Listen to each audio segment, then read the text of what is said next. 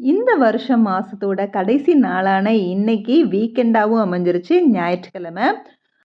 ஞாயிற்றுக்கிழமைனாலே maximum ஏதாவது ஸ்பெஷலாக தான் இருக்கும். நான்வெஜ் இன்னைக்கு மீன் தான். இந்த வருஷத்தோட கடைசி நாள் லஞ்ச் சமையல் என்னன்னு பார்த்தீங்கன்னா, மீன் குழம்பும் மீன் வறுவலும் தான்.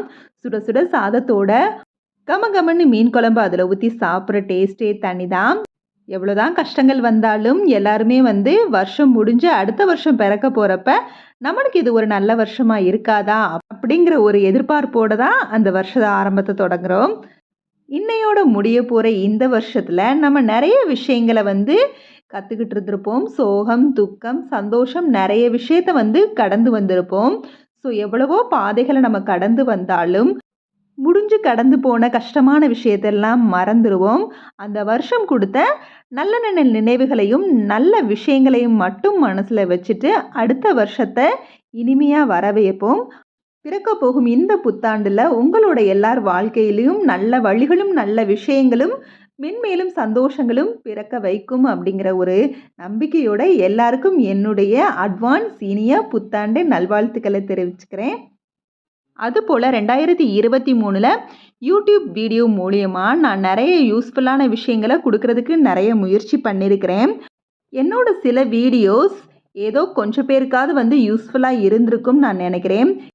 என்ன மாதிரி ஒரு சின்ன யூடியூபர்ஸ்க்கும் நிறைய பேர் சப்போர்ட் பண்ணிட்டு தான் இருக்கிறாங்க.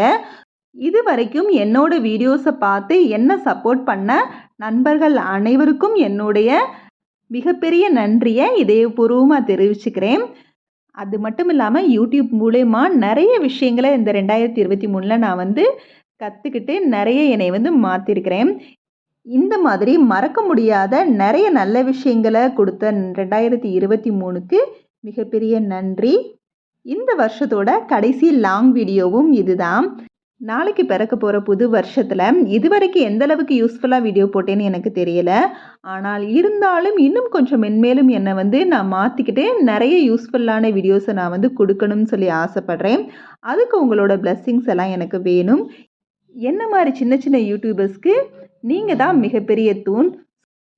ஸோ எங்களோட வீடியோஸை பார்த்து சப்ஸ்கிரைப் பண்ணி சப்போர்ட் பண்ணுங்கள். இந்த வீடியோவில் ஷேர் பண்ணது இன்றைக்கி நான் சமைச்ச சமையலான மீன் குழம்பும் மீன் வறுவலும் தான். காலையில் மீன் குழம்பு வச்சாச்சு. காலையில் டிஃபனாக இட்லியும் மீன் குழம்பு தான்.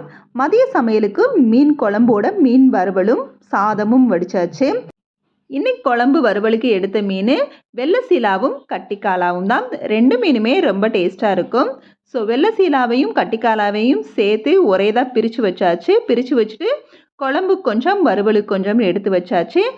எங்கள் வீட்டில் எப்போவும் மீன் குழம்புல இருக்க பீஸ் தான் நல்லா சாப்பிடுவாங்க. வறுவல் அதிகமாக பிடிக்காது. அதனாலேயே குழம்புல தான் பீஸ் அதிகமாக சேர்த்துக்குவோம். குழம்பை ரெடி பண்ணி நல்லா கொதித்து ரெடியானதுக்கப்புறம் கடைசியாக ஒரு 5 மினிட்ஸ்க்கு முன்னாடி தான் மீன் போடணும். மீன் போட்டு நல்லா ஒரு கொதி வந்தோடனே ஸ்டவ்வை ஆஃப் பண்ணிடணும்.